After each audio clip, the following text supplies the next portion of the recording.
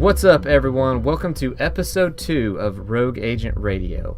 I'm your host, Boomslangg, and joining me, as always, is the community agent who loves spreadsheets and food, DeepFriedDave. How's it going, Dave? Couldn't be better, man. Today I smoked a whole or 2 pork tenderloins wrapped in bacon. So, still recovering from that. I did not make a spreadsheet about it. But the food portion was there. Spreadsheet, though, actually. Yeah, I make could. A spreadsheet on how you smoke it. I could. Yeah. So and to round out our squad is our local gun expert and trusty tactician, BlessedDoom. How's it going, Doom? Did I get your name right? BlessedDoom? Yes, it's BlessedDoom. Yes, BlessedDoom. Or BlessedDoom. Yeah. I don't know if it's just because I'm from the South and I just say BlessedDoom. Like, I just run right through it because I drop G's on almost everything. Right. You'll notice that. Like, I try to get away from my Southern accent a little bit. It's a common mistake. I've just gotten used to it. That's why I didn't catch it last episode. I was just that's what everybody says. I just go with it.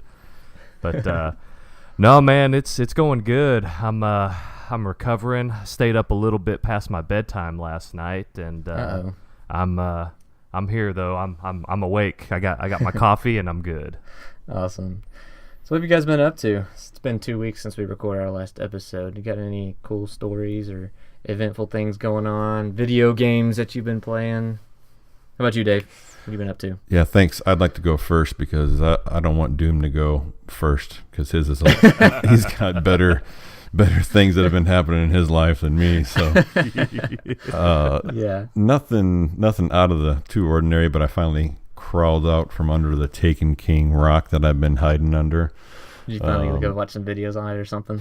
Yeah. I didn't want to see anything. I didn't want to know anything. So the first time I booted it up, I was just confused as all get out, and it made me anxious just to play it for a little bit. I've been trying to stay kind of blind on it too. I mean, I watched a few videos on it, but I mean, I'm kind of blind on it, but I kind of know what's going on. So yeah, just all the changes with your light level and the gunsmith and stuff. It's kind of cool going into it without knowing any of that. Right. You're like, why is my Hawk Moon at damaged 170? What'd they do? Right. They broke it. Yeah. So I just been playing a lot of PvP the last few days and enjoying that. Trying to figure out how to use something other than a hand cannon. Yeah, it changed a lot. But I feel like the new meta is the messenger. I got killed by that thing so many times. Yeah. Oh, no, man. I've been using that necrochasm and wrecking people with it. Really? Yes. That's interesting. Yeah. That and Mida Multitool. Those two have been my 2 go-to weapons. Really? Yep. I played with a couple of guys, and we went necrochasm and sidearm only, and we actually did pretty good. We ran into an invigorate guy and another resolute guy, and we actually were beating them for a little while, and then things went downhill pretty quick after that. So, but yeah, well, that's cool. Since Doom really does have the best things that's been going on to him, I'll go next. I've been playing a lot of Metal Gear Solid 5 and enjoying the crap out of it. It's a ton of fun. It's different because this is, other than Ground Zeroes, this is the first Metal Gear game that I've played. And so it's taken a little bit of getting used to. The whole stealth action is really different than what the typical games that I play, like first-person shooters and action games. Things are constantly going on. So it brings me back to the days of, I think I mentioned it last week, like playing the Splinter Cell, the old stealth espionage tacticians and things like that. But yeah, it's really good. We'll have some more things to talk about that a little bit later on. But other than that, just playing games, working. Tennessee lost in double overtime tonight, so I'm trying to be happy right now. It's really hard. I'm struggling, so just bear with me. But yeah, just the same old, same old. So Doom, tell us, what have you been up to? Oh, well, I've just been playing a little bit of Metal Gear also. I'm an old school Metal Gear fan going way back.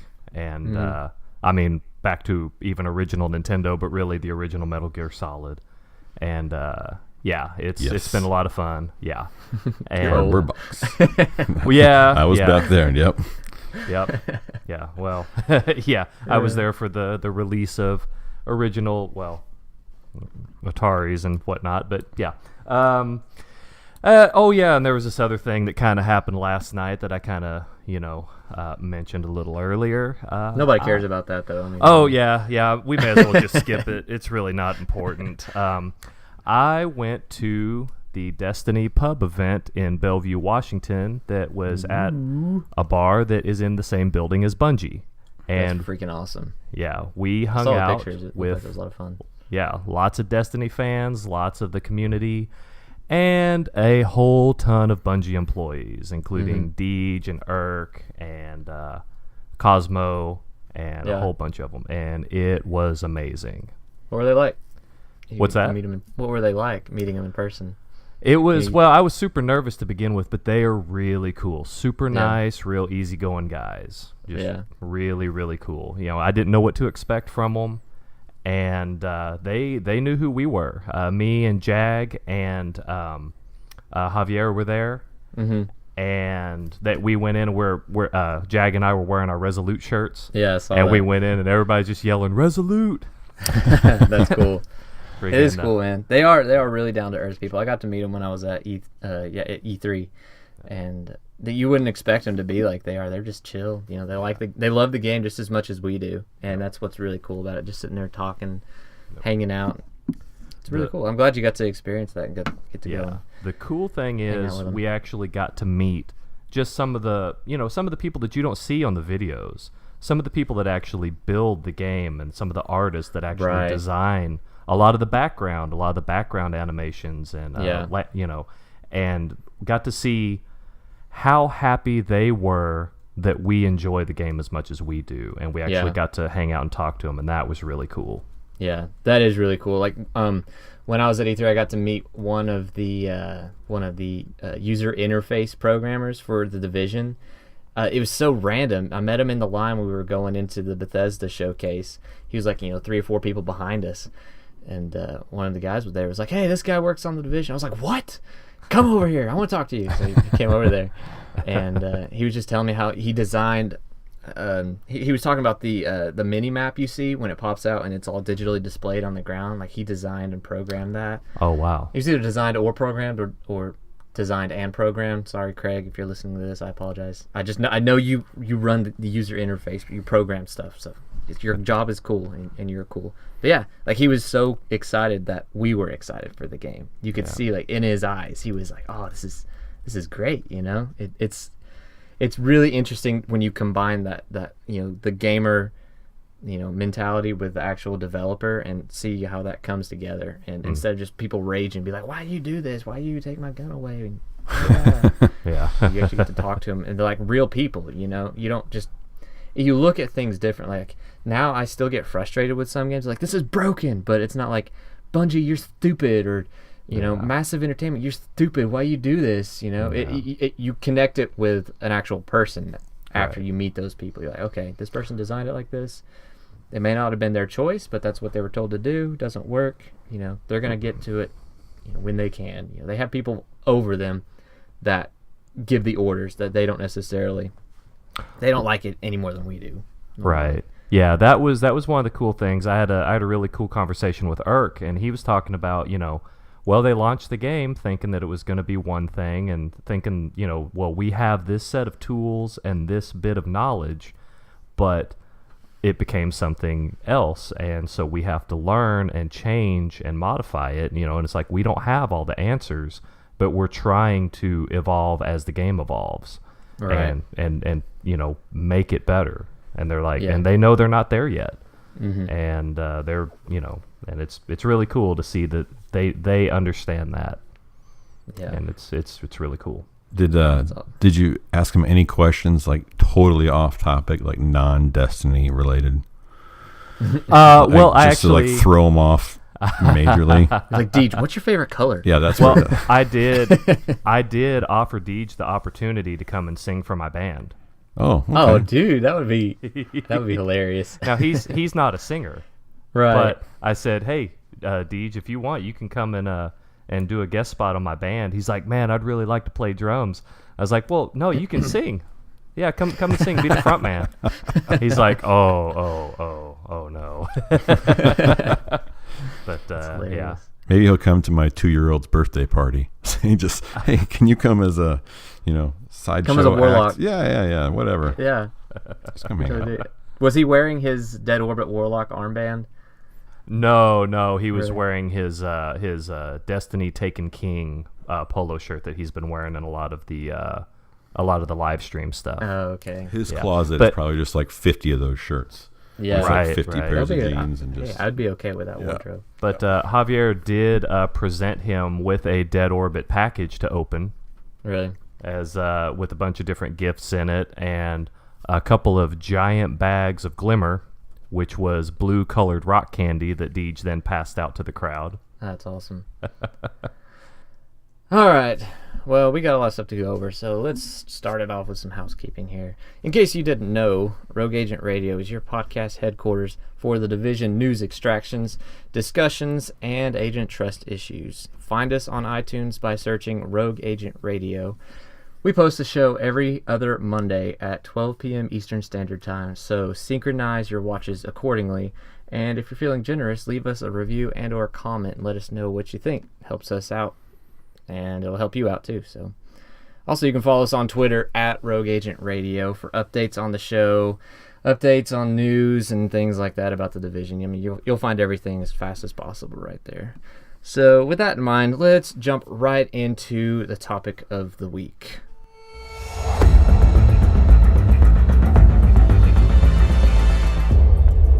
So, for this week, we're going to go over the base of operations in the Division. And also, like I mentioned earlier, I've been playing a lot of Metal Gear Solid 5, and I like what they're doing with their mother base in it, so I wanted to pull some comparisons with that. So if any of y'all have been playing Metal Gear Solid 5, you'll kind of have something to base it off of. But with that in mind, let's... See, Dave, you pulled up some stuff about the base of operations. How about you start us off, and we'll just have a little roundtable discussion about the base of operations, and then we'll throw in some stuff about Metal Gear Solid so people kind of have, like I said, a basis to go off of. Yeah, a base of operations. I didn't even realize I just did that. No, hey, you see, those are the best. Hilarious. Those are the best ones when you don't even realize it. So, yeah, for people that are new to the Division, just to give you an idea, so the whole, let's say, world is, in New York City, but it's broken up into districts. So think of it like one area of the map. So in each area of the map, you'll have a base of operations, and eventually this base will be where it'll be where you can go to trade with other players, where you'll be able to maybe heal yourself or upgrade things, crafting. There's some speculation, but some things in there that are known. But the base of they talk about it as being like your stronghold in that district, like the place you'll come back to every time you go out on a mission, and you can just regain energy, reboost, whatever it is, just kind of relax and get ready to go out on the next mission. Yep. And I think the cool thing to understand there for people that are new to it is that when the first time you come across one in a district, you have to take it, so maybe a faction or a group owns it, so-and-so, quote, so you'll have to take it back. And then as you take it back, this is, the whole thing, taking back New York City. So you're once you gain ownership of it, then you have to develop some of the attributes that go to it so that it becomes more fortified or progresses in its own. So that's kind of an overview. Is all upgradable. Yes. Is what they've said. Yeah. So that's what I'm really excited about, just having a whole base that you can unlock it, upgrade it. It gives you something to go after. I wonder if it's going to function similar to like radio towers in Watch Dogs, or like the synchronization spots in Assassin's Creed. How you take that spot and then it opens up a whole bunch of other areas, like points of interest on the map. Well, do you think it'll function like that, or is it just going to be like you unlock this, now you have your fast travel spot, because you can fast travel supposedly to it once it's done, or once you've taken it? And the way I understood it is like right when you start off on the game, and I guess you can see it on some of those 3D maps as well, when you start the game and you pop it open, you can see the whole city. So you can see every city, but it'll be broken up into districts. And I don't think it's very clear. It may be more clear than what I know, but on how you access those. So it may be a level of progression type of thing, but you'll be able to see the whole city. You don't have to unlock it, as they have Ubisoft games in the past by the methods that you said. In general, you'll at least be able to see it on a map. Now, accessing it might be, you go into that district and there's a bunch of guys with question marks over their heads. You turn around and you go back to where but right. But like you said, there's some information that shows there'll be some type of fast travel system between bases, possibly. So yeah. There's a video about this that I think it's E3 2014 where they go in, they actually take one of the bases and the things pop up. So you pulled up some things right here on the dock. When you take the base, some things pop up on it and explain it a little bit to you. It says like there is an armory, there's a trade station, shows a power level, travel connections, different things like that. Look, you want to talk a little bit more about some of the things? Yeah, and then we can kind of speculate what we think they would consist of. Yeah, and it's really interesting, just like in any other community, that when there's little snippets of the game that come out, whether it's in a trailer or an image, that people just dive into it and pick it apart, right? So from one of the images, and this is from one of the base operations, I would guess it's technically the most famous, I don't want to say famous, but the most notable one so far that is known. If you look at that image, you can kind of see a lot of the attributes that go to it, so how it progresses, but then you can kind of see all the other areas of it. So it'll show you armory, and then I think another one was trade. It was like armory, medical, and then it says armory operational, medical not operational, trade station not operational. That's just what this image is showing. So it's clearly telling you that there's these different sections inside. So it's like you have to unlock them, to do something to activate them. And whether it's side missions or because every base of operations also has its own attributes. Yeah. So I think what it showed on there was morale, contamination, the security level, and just the overall progression or level of it. Yeah. So it's kind of unclear how they all intertwine. At least it's unclear to me. And I don't know if you know more about that, Boom, but not really, honestly. Yeah, I think we're all looking at the same, general pot of information. So obviously there's going to be a lot of things to do. And from what Resolute's own Robbie says at Open World Games, he's saying that there could be hundreds of people in there at once. Is that right? Like as far as because it'll also be like a social area in some aspects. Yeah, that's one thing I've been curious about, like, because there is a social zone in the game, and I wonder if your base is that social zone, or if it's some other place you go, or if there's like a main base of operations that everyone kind of congregates in, because it wouldn't really make sense to me personally if you have your own little base of operations in a little district somewhere if there's hundreds of people in it, unless it functions exactly like all the bases function like the tower and people just come and go as they will. But I wouldn't think that'd be the case if it's your own personal base and if it's in your own world. I would feel like you would have to go to that main base of operations in order to interact with those people and find these different vendors and things like that. I mean, if I was going to picture, like if I had to say this is what I expect the base of operations would be, I would assume that each one would have, like what we said, they have that the medical, the armory, trade station, things like that. It would function kind of as like a crafting hub. You would go there and be like, all right, I need a med pack. And I need it, I have to craft it, but I have to go back to my base and do it because I don't have the things to do it here, or I need to research it and things like that. Which kind of, to bring in Metal Gear Solid, with their base, you can send people back to it, and the more people that you have in your base, the more things that they can develop for you. And I was wondering, I wonder if you go out there and the point of the game is to rescue people, or not rescue people, but, save the city. If people start congregating in your base of operations, since that is kind of a safety hub. Because they talk about NPCs being in your base. They even talked about them playing music in your base, which is really interesting. And I think that's part of, from what I gathered, that's kind of part how you take back the district, right? So one of the attributes that you'll see on your base that it looks like it'll be it'll vary one of them is morale. So that it's not your own morale, so that's either the district, the NPCs in the district, or maybe it's the NPCs that are in that base, and then another is the security level. So those are a couple attributes to that particular base of operations that could be, how many faction members are around it. Maybe it's side missions, you're clearing them out, and when you do that, the security level's rising, which is raising the morale, and you get the medical center going, and that's raising morale. So things like that all kind of tie together. But it did say, I think it's pretty well known that there's at least a portion of it that is yours specifically. So in game, when my understanding is you can play solo, but then also have people group up with you.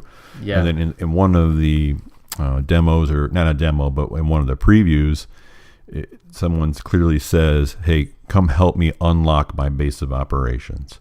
So so it's like there's a little bit of both. It's not really clear to me how those separate, the social zone and then what's exactly yours. Right. But if it works out the way that it seems, it'd be something really different and really cool. Right. Well, I'd like to see how it interacts with the members in your squad, because you can have 3 other people. So it'd be kind of weird if you go into your base and then they're not there, because I wonder how that'll work, because you do unlock the base. Like if you say I'm playing with you 2 guys right now, we go in, we unlock this base all together. Well, then that base is then unlocked for all of us on all of our accounts. Yeah. Now, say I go in and unlock another base by myself, and then you guys come in, I say, come join my game. Well, then is that base unlocked for you from that point on, or do we have to go back and kill people? Or I wonder how something like that would work. I wonder if it would. I would say you would be able to go into the base, but if you went into your world, it wouldn't be unlocked. What do you think? That's what I would kind of assume. That you would actually have to do the mission on your account to do it. You can't just gain a checkpoint, say, you just jump into somebody else's game and you automatically get it. I would assume that you actually have to go through the action, of unlocking it. But if you jump in, whoever the team leader is, or whoever, if you join somebody and it's unlocked on theirs, I would assume that then it's unlocked if whoever your team leader is. Right.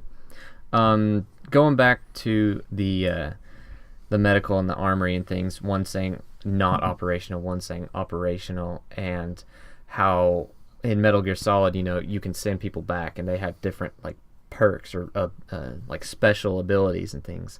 What if in the world, once you unlock the base, in order to get those places operational, you have to go into the city and find certain people, say a doctor or whatever, who can help you get that medical up and operational, and say you find a gunsmith or something, or some military guy to help you get the armory up and running and things like that. You have to go and activate certain things or take back certain things into the city in order for your base to become stronger, and then allowing you to go do more things. Say it's kind of segmented. Your medical is probably going to be your easiest thing to get up and running, which is going to help you get the armory up and running, which is going to help you get the trade station, and so on and so forth. You think that would be a cool system that they could implement, or what's your opinion on it, both of you? Well, I think that, you talk about side missions, so you talk about an RPG. So what are these side missions going to do? So hopefully they're attributing some way to your overall gameplay, and not just a small side mission you go do and you really don't get anything out of it except a little XP. So wouldn't it be nice if a lot of these side missions, and I think there's a little bit of information out there, but so say exactly like your medical. Okay, well, if we need two doctors and these kind of med supplies in order to get this up and going. Okay, here's a side mission. Okay, we've noticed have intel that there's some medical supplies over in this area of the district. So do that side mission, and maybe it brings some of those points that you need to tick that up in order to get it activated. So a lot of potential for side missions there. Just be pretty interesting if they did it that way, how they could get it varied in each district, right? Instead of just doing the same one. It could be dynamic too, if you think about it, because they said that the enemies are going to be dynamic. Like one day you'll see the cleaners in this district, and then the next day, they might have moved on. Same thing with the Rikers and whoever else that they're going to have in the game. Say like they have medical supplies or whatever, or they set up a little camp next to your home base. Well then, it pops up on your map. Hey, there's some guys over here. Go check it out. They might have some. We have some information that they've been doing this or whatever, and that would be cool, having something that constantly change, constantly keep you entertained, something that you can keep going back to, instead of, all right, I got all this done, let's move on to the next one. You want to get to a point where you feel like this base is secure in where it is right now. I'm going to move on to the next one, do the next thing, and then if this one, something pops up where I need to come back, then I can come back to it and take care of it. That's the thing. Like, you kind of got to balance between the dynamic function of it and a static function. Right. It would be cool if it does feel like an actual living, breathing world, and just random, like you said, dynamic, random things happen, and things move around, things change. The enemies, just as you're moving around and taking different areas, the enemies and the other factions are doing that too. And that would, that's a really cool idea. Yeah. I think there's a lot of potential with the base. Like when you're talking about sending medical supplies back, Dave, like in Metal Gear Solid, you can go out and you can pick up all these, like materials and supplies and things and send them back, and then your base can develop new weapons and things like that for you. That would make sense, like what you're saying with the contamination and the security level, or the morale and progression. Like say with your medical, you need more medical supplies. You go out, you find your medical supplies, you bring them back, they boost that morale. You go out for your armor, you find, say, that's the thing. I don't know, because if you go out and you say you find ammo, well, you need that ammo for yourself. And things like that for yourself, because you have guns and everything like that. So I don't know how you would. What if you put a portion of it in there? It does raise your security level for the NPCs that are defending. So if you find some weapons, instead of breaking them down, for weapon parts, maybe if you bring them back to the armory and leave them there, it boosts that stat for your base of operations. I mean, but that's a good idea. But to your point, it would be interesting if that's always the one thing that's unclear to me, and I think it's unclear in general, but that will be interesting, is that once you do all these stats fluctuate? So can you lose it? So if there's a base in every district, and all of a sudden factions are attacking, and the morale goes down, the security level goes down, is it something you have to return to often? So that was another point I wanted to make about what were we saying, Doom? Oh no, I think you're going to talk about exactly what I was going to talk about. Yeah, I have a feeling we're going to talk about the same thing. Well, you take off, you lead it.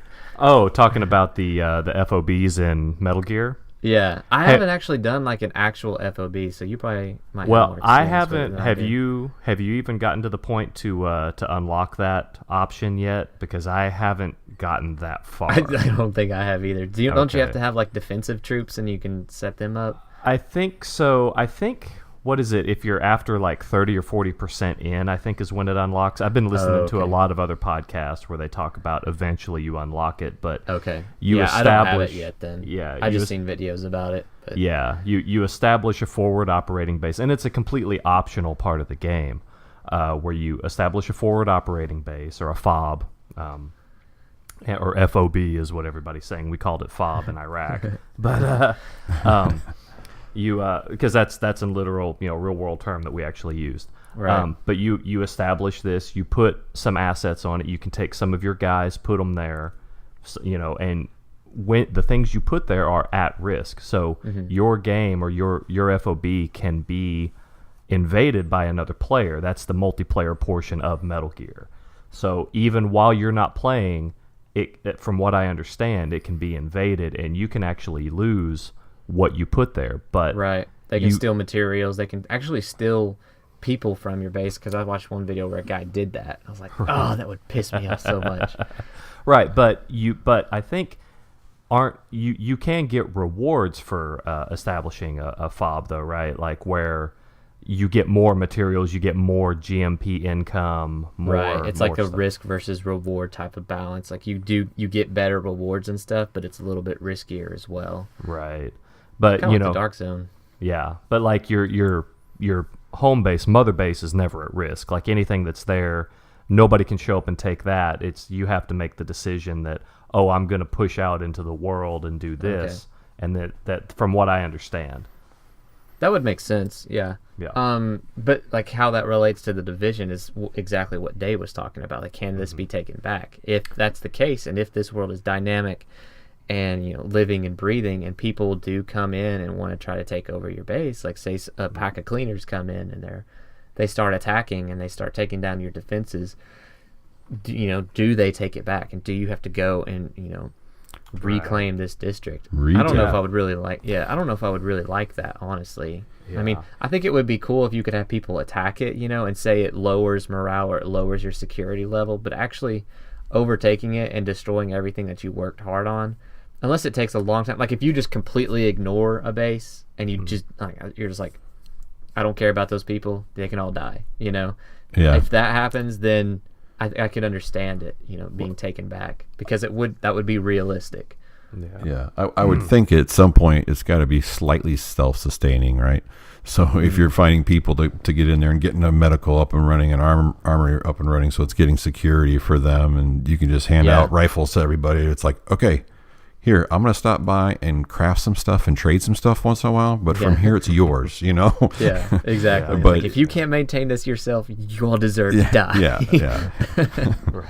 Which could be kind of a cool way that it would function if you think about it. Like you're like, all right, we're going to go in here, we're going to build this up, and it's going to be ready to go, and then it's our base, and everyone's here, everyone's safe. They know what they're doing. Our armory's stocked, we've got our power level up, our travel connections work so we can travel to and from it really quickly and easily. Another thing that would be interesting is, since enemies do move throughout the city, if you could get like a little warning and be, something pop up and say, we have intel that cleaners are coming through, this district near your home base. You might want to consider dropping in, clearing these guys out, or prepping your base for it somehow, because you can't just leave it open. And there's obviously there's going to be people in it. Now I don't know whether it's going to be like Metal Gear Solid and you send people to it to actually function as guards, or if that's just what the guards pop up once you unlock it. So something like that would be really interesting. It could, there's a ton of potential, like you were saying. So I haven't played the Metal Gear Solid 5. I played some of the older ones, but in your fob, is there a stockpile of cardboard boxes that people could steal? Well, that would be my main concern. You can develop an arsenal of cardboard boxes. Oh, each with its own camouflage. I'm on Amazon right now ordering this game. That's all you had to say. No, there's a lot of cardboard boxes, but they can steal your materials and things like that. So it is pretty frustrating. You'll see like giant crates floating up in the air, taking off. So real quick before we move off of this topic, let's hit each of the operational sections of the base that pop up with the medical, trade station, power level, travel connections, and just real quick sound off like what they probably will do and what we hope that they will do. Dave, you want to start? And each person will take one, and then we'll talk about how we want it to function, and then go from there. Okay. So Dave, you can start with. You pick one.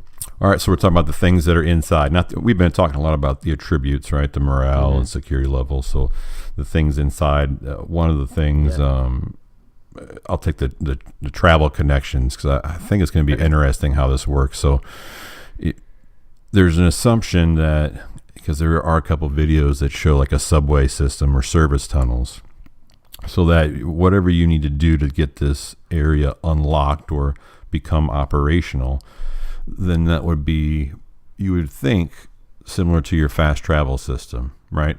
So if you think about the whole open world, you can't, there's not any vehicle driving, as some of you may or may not know, but this would be the way to get across the whole city. Right. So I'm interested to see that, but I'm more interested to see how that works together. So if you have it's hard to believe that if you want to be realistic about it, you unlock your travel connection at this particular base of operations, and you have all of these other ones unlocked. Can you really get from that one to anyone you want? Or do you have to follow a subway path and stop at this one, interact somehow, stop at the other one? Because I can see how it would be kind of cool but slightly annoying at the same time, depending on what's bringing you back and forth. Right. So that's getting that up and running. I would assume you need the power, and there's probably a lot of smaller things that go into that. But that's one thing that I think is going to be really interesting, because I'm all about fast travel. Yeah, definitely. Because it's Tom Clancy, so they want to keep it realistic. So it'll be something to see how they balance the realism, with the fun. Because you want to keep it realistic, but you want to also make it fun. You don't want to be walking everywhere and stuff like that. Right. So, how about you, Doom? Which one do you want to go over? Well, of course, I want to go over the armor. There you go. That's my boy. Called it. Yeah. What I'm hoping for, obviously this will be where you go to get your guns, but I'm thinking it's probably going to be basically your crafting station. Mm-hmm. You can go in there, mod all your weapons, fine tune everything, because if they're going realistic, you're probably not going to be able to, if you find a mod or something out, or attachment or accessory or whatever out in the field, you're not going. I wouldn't think in the real world you wouldn't be able to equip it right away. Right. You can't just find even a red dot sight just laying on the ground and just attach it to your weapon and have it work. It just doesn't work that way. So you would have to take it back. That's a good point. Do the work on it, do all that stuff, make sure it's zeroed, all that stuff, and you're good. That's a good point. Yeah. The other thing that I'm kind of hoping, maybe you can reload ammo.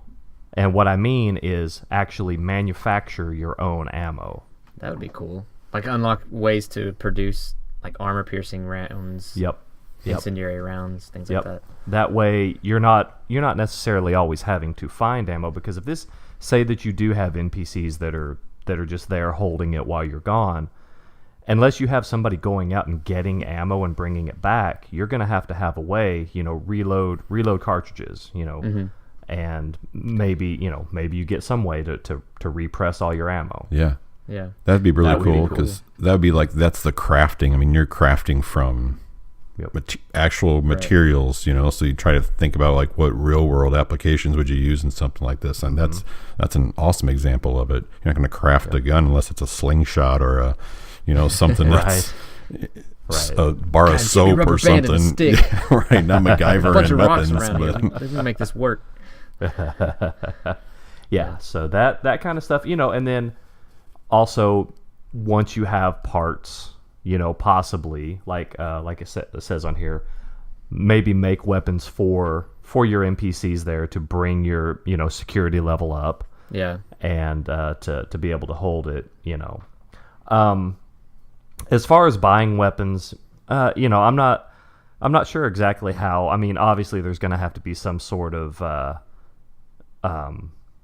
shop style mechanic to where you can buy things. You're probably not just going to find everything out in the world, but that's probably where that would happen to, unless that would be the trade station, probably. Right. But which is kind of what I want to talk about, because like what you're saying is a perfect point. With this world, you're not going to go out, you're not going to find like a 50 cal Barrett laying around anywhere. But they also haven't really talked about how they're going to trade, so it'd be interesting. I think it would be cool if the trade station functioned sort of like a black market of sorts. Say you have a gun and you put it up for trade. Now, I don't know whether they're going to be able to sell your guns, or if you're just going to put them up and say, all right, I'll trade this gun for this level of a gun and nothing lower, or something like that. And it may just be a spot where you have to go back to your base and be like, all right, I have this gun in storage. Do you want to trade this gun with someone in your squad? Come in there. All right, this gun, trade it. It would make it realistic instead of, hey, I've got this gun on my back. You want to take it? And they would take this one. it's hard to call with this one. Yeah, didn't they have something similar to that on DC Universe Online? Mm-hmm. Yeah, where it was like a black market. Right. I used to sell stuff on there a lot. Right. I played it right when it first came out, and obviously it's way different now. I kind of fell off of it because I didn't have a group at that time. But I do remember going in there and trying to figure out how to get some of that good gear. Of course, people were able to set their own price, and it was all outrageously expensive. Yeah, it was. Well, that would be something that I would see how it would function, though. Say you have a M16, like a blue M16. Well, you're not going to be able to trade that with anything other than another blue weapon or something of similar value. That way, it's not like, oh, I have this, I have this 1911. It's a little rusty. Oh, well, I'll give you my brand new Barrett, 50 cal. I've always wanted a rusty 911, or trade with your buddies and kind of, Yeah, everything probably should have a realistic base value attached to it. Well, now, what if it's like a guild store? So what would be really cool, I'll take this to a different level, like an MMO style, where you have a guild store, and you can, all these, and depending on how it's set up, I mean, there could be market value to things. So there's a new meta, well, you can go in there and put your things in the store to sell to whoever it is. Maybe it's whoever's in that district or whatnot, but they could go in there and buy things that people have put in there themselves and put those price tags on. Like you said, like a black market type of thing, but like on the guilds, all that price fluctuates with the market, so you can kind of see who's doing what and where those prices are going. So that might be a really cool way to do it. And then some of those guilds, once you get up to a certain dollar amount that they have, they'll let you set up your store in trading areas or in cities and towns. So that personal clan or guild's trading or store is just set up right there, maybe in that low trades area, right? Yeah. So you have the Resolute Trading Center in the base of operations in the West District. That would be so freaking cool. Wouldn't it? Like if your clan was like farming together, and your clan just becomes this super clan because you've farmed all these materials and you've just become this ginormous like arms dealer or whatever. Right. Taking back awesome. New York, which would be really cool. Yeah, that would be really cool. Yeah. Anyways, there's a couple other things on there. Medical, I'm assuming, is very similar to Army, which is where you're crafting and things. So we kind of already hit that a little bit too. So right. I wonder if that would be also kind of your ability, or if it would tie into the contamination level also. If that ends up being the way that you can deal with the virus, or like with your materials and things like that. Yeah. All right. Well, let's move on to our next topic here, which is going to be our gun review.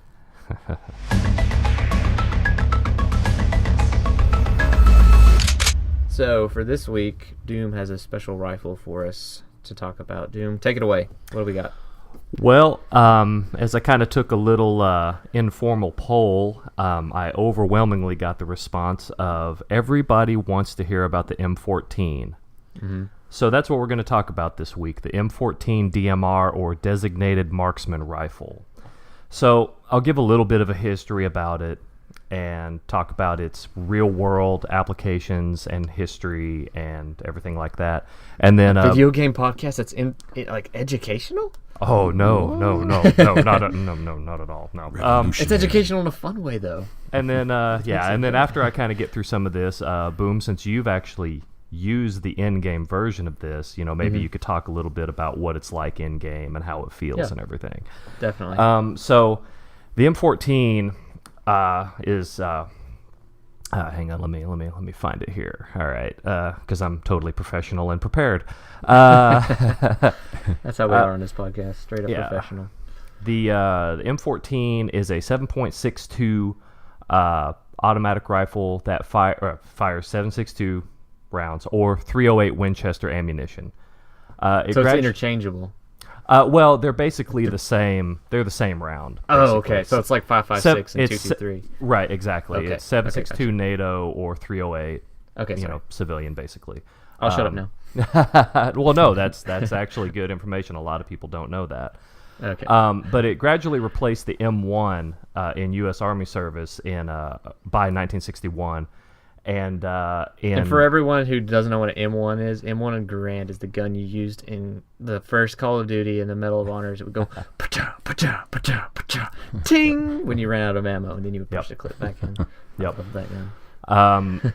Yeah, and the Marines started using it in '65. It was a standard infantry rifle for the U.S. personnel in the U.S., Europe, and South Korea from 1959 until it was replaced by the M16 in the late 60s, early 70s. The M14 was used for the U.S. Army, Navy, and Marine Corps Basic and Advanced Individual Training, or AIT, from the mid-60s to the early 70s.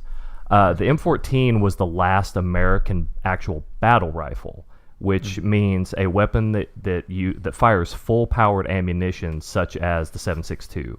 Oh, okay. Right. Interesting. That is a really cool point right there. Right. Like, I never knew that because they do fire the 5.56 now, which is it's a really relatively small round. Yeah, it is small. It's accurate, but it's not really effective after a certain range. Right. And so, what we were always told whenever I was in was that the smaller round's also cheaper, but it's a more humane round. Okay. If that makes any sense. Yep. Right. So. Because you don't want to kill a person with too big of a bullet, because that's just not humane. You want to kill them with a smaller bullet because somehow that's more humane. We're PC now. Right.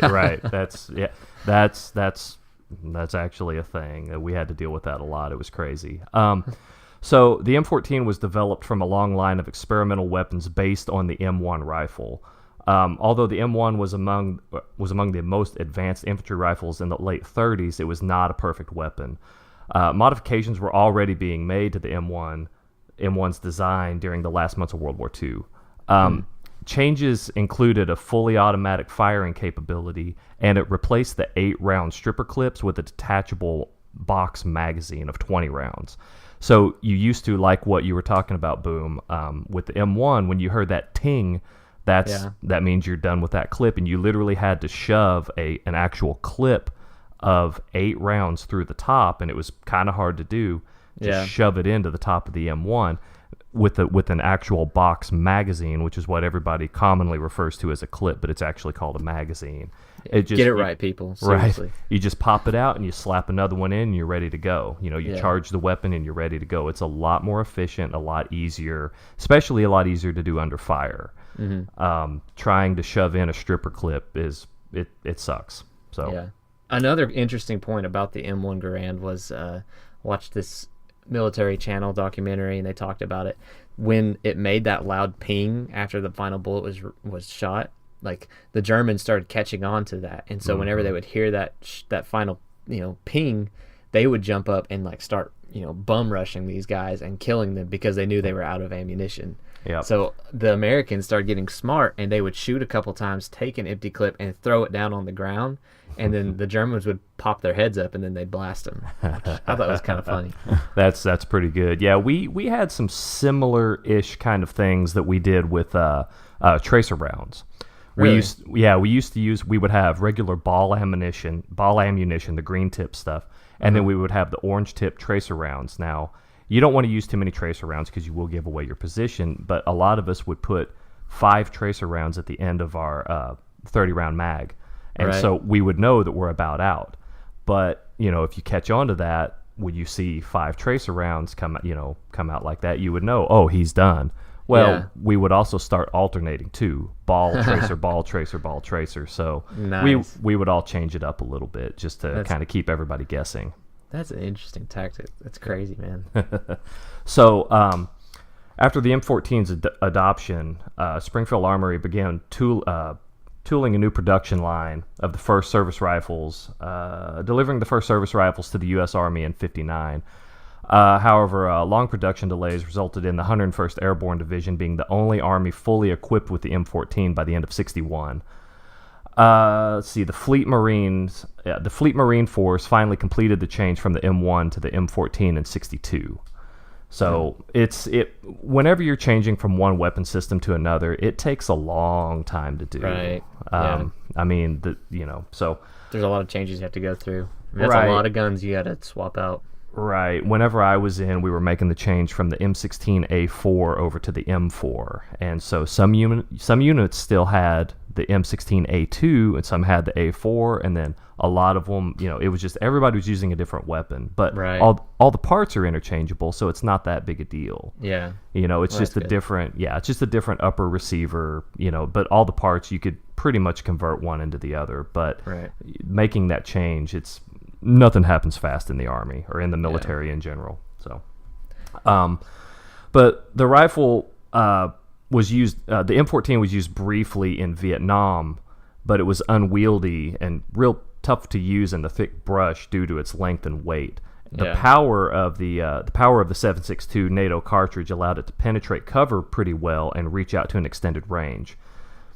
The M14 was developed as a means of taking the place of 4 different weapons: the M1, the M1 rifle, the M1 carbine, the M3 grease gun, and the BAR, the Browning automatic rifle. So it was developed to take the place of all of those.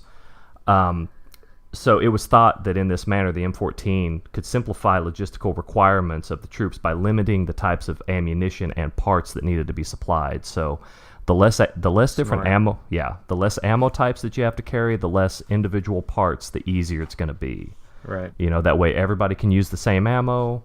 I mean, you can take parts from one, use it to the other. It just makes it a lot easier that way. Like what I was saying about the M4s and the M16s, you can really interchange those parts. So that's pretty cool. Yeah. So basically it functions as, a mid to long range semi-automatic, sniper rifle almost, depending on what sights you have equipped to it.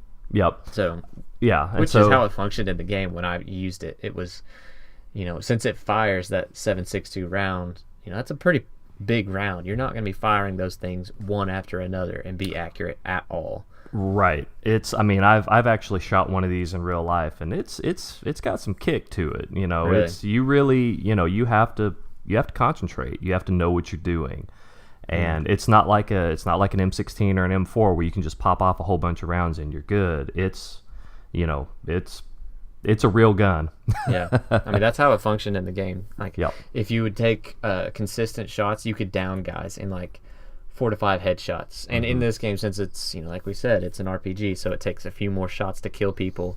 A lot of guys were like, man, I can't take these guys down. I empty a full clip into them and they won't go down. I'm like, I'm not having a problem, you just take your time and, a few headshots and they're dead. Right. Controlled shots. Yeah, that's the thing. Like if you just sit there and, rattle off a whole, magazine, then, did I say that right? Magazine?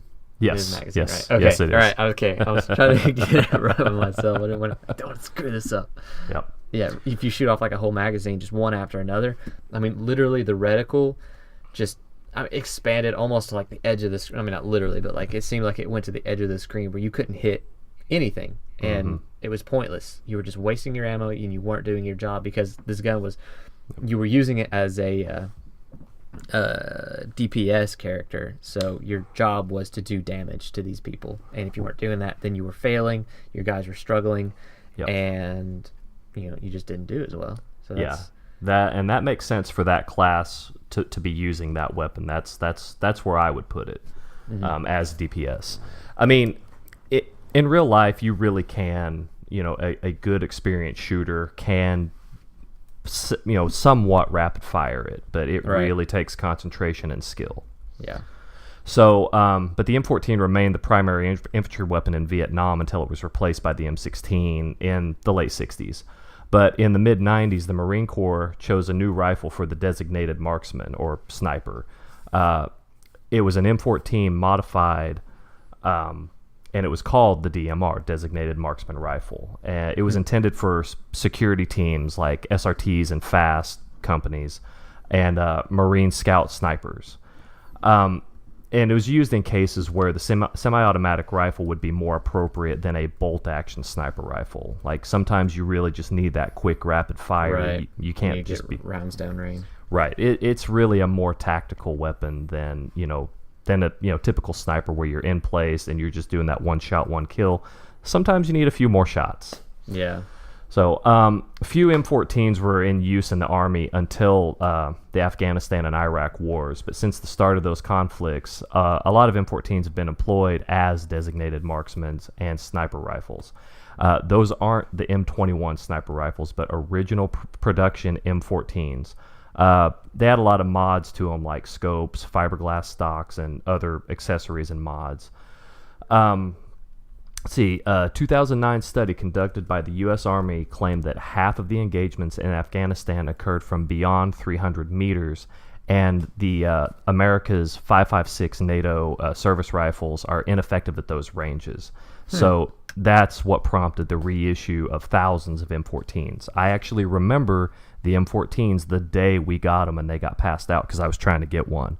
And we didn't know they were showing up. They showed up and they just started handing them out. It's like, okay, you have the highest, you qualified as a designated marksman, and they just started putting one in each. I can't remember if it was at the team level or the squad level, but I think it was each squad had their designated marksman, because sometimes you have to reach out a little bit further. Right. Well, that's pretty cool. Yeah. And that was our weapon review. I mean, that's awesome. I have something to finally add to that. About that. It was a great weapon in Black Ops zombie mode. That was one of the first ones you got. That's my whole knowledge about that weapon. So definitely good stuff, Doom. I'm excited to use it in the game and add different mods to it and things like that. Use it as as that long range engagement weapon. Because there aren't sniper rifles, right? Sorry, I didn't cut you off there, Doom. But they're not. There's no sniper rifles in the game. This would be technically your sniper rifle. Is that right? I think there are sniper rifles. Okay. Pretty sure there are. We just haven't seen any yet. I mean, this is the closest thing to a sniper rifle that we've actually seen confirmed in the game. But I'm assuming that there probably will be. I mean, whether or not there's 50 cal sniper rifles, maybe not. That might be an exotic type of thing. But I would assume that they'll probably put some M21s or some other, more long-range actual sniper rifles. I would be surprised if they didn't have any, but hopefully we get to see some more. The thing that I'm hoping that they put something similar to like a Springfield SOCOM 16, which is basically it's like a shortened version of an M1. It's based on the M1, which is similar to the M14 with a 16-inch barrel. It's more of a shorter, more tactical battle rifle that you can still reach out with, but you can use it to clear, more urban or short to mid-range spaces if you have to. It'd be cool if they had like in Battlefield you can have like scopes that you can, or like a zoom that you can swap in and out. So it'd be cool if you could have like say an ACOG, like 4 times ACOG or something. Mm-hmm. And then you could flop that over to the side and then have a red dot or something, or like have it mounted on the side, possibly. Some different mods like that. Yeah. I've seen a lot of games coming out with those. Those are actually pretty cool. I've never used one of those in real life where it switches. I'm always just a red dot sight guy, but those are really cool. That would be a cool thing to have. Yep. All right, so with that in mind, let's move on to listener mail.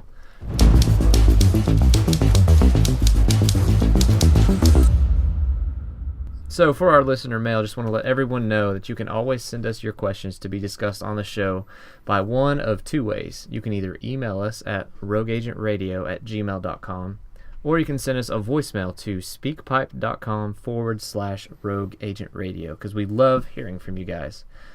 So really exciting this week because we actually have mail. That's really, really cool. I mean, nice. You guys love the show. And so our first speak pipe is from Notch, and he has a question about some skill trees. So let's listen in.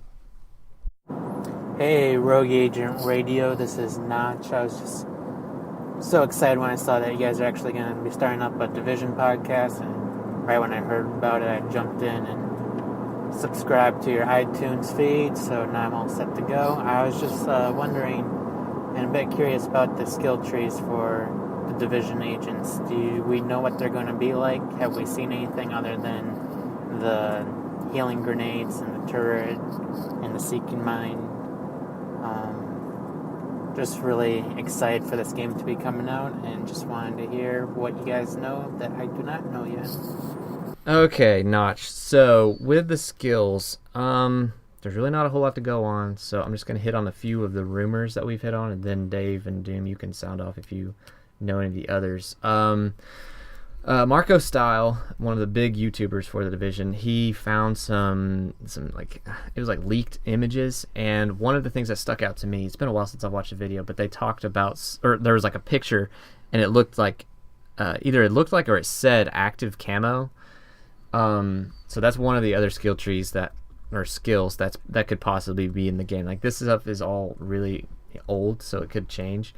In the demo that I played, there was, I'll just list off all the ones that we played with. There was the sticky bomb, which could be shot to objects attached and detonated. There was the seeker mine, like you're talking about, which has different functions. There was the pulse scan, which sent out a pulse and highlighted the enemies for your teammates. There was like the heal bomb that you were talking about, and the turret. The thing with the skills, though, is that they're all upgradable. They have different levels, different tiers, if you will. Like, if you look at the Seeker Mime in all... Seeker Mine, not Seeker Mime. That would be hilarious, though. If you had, like, a Seeker Mime. Go get him. The Seeker Mine, if you look at the different videos... I can't talk now. That's hilarious. I'm just imagining I'm like running at somebody and like using like a fake gun, you know, like a fake gun, fake sword.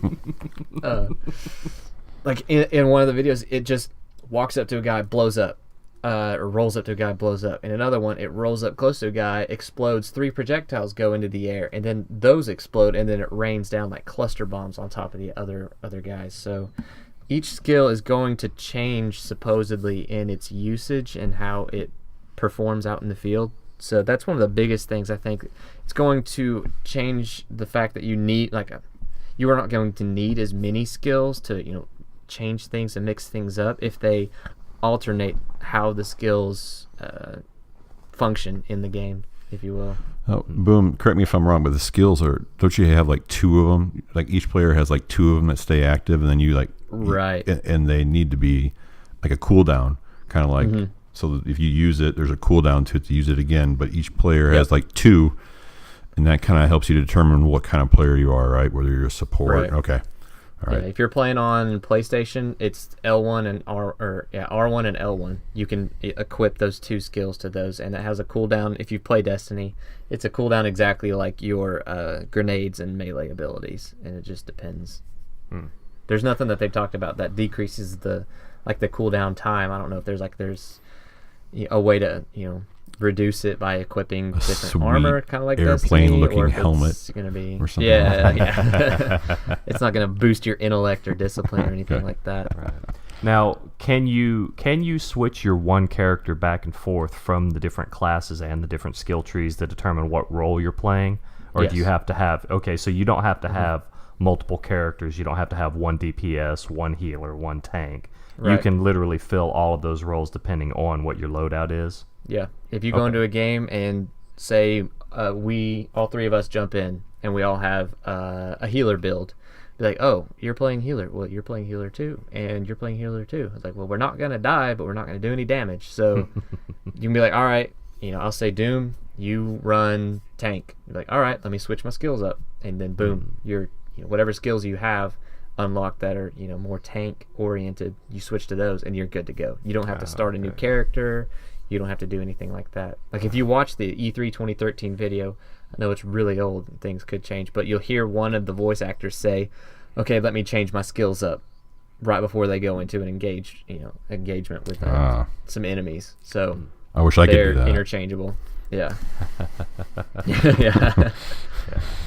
It's awesome. I like the idea of you just have your one character that you can do everything with. That way you can really, you know, develop a connection and an actual story with that one character. Right. Yeah. I like that. It's gonna be really cool. Well, we have run out of time. I can't talk.